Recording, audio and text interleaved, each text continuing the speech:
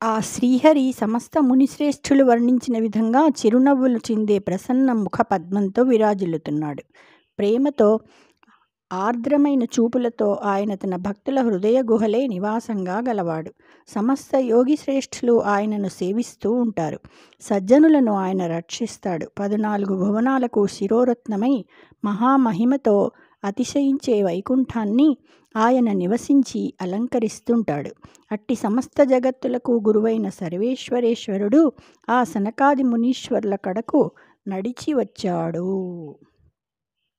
స్థిర శుభలీల నట్లరుగుదించిన యవ్విభు విద్రుమారుణాధర నవపల్లవ స్ఫురదుదంచిత కుందరుచిస్మితైక సుందర వదనారవిందము ముదంబున దప్పకజూచి అమ్మునీశ్వరులు నిజాత్మలందని విశాలక వెండియుజూచిరిమ్ములన్.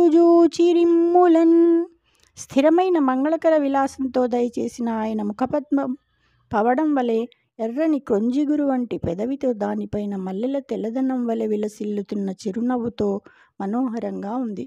సనకాది మునులు అలాంటి ఆయన ముఖాన్ని పరమానందంతో చూపు మరల్చక దర్శించారు. అయినా తృప్తి లేక మళ్ళీ మళ్ళీ ప్రేమపూర్ణులై చూచారు. జై శ్రీకృష్ణ.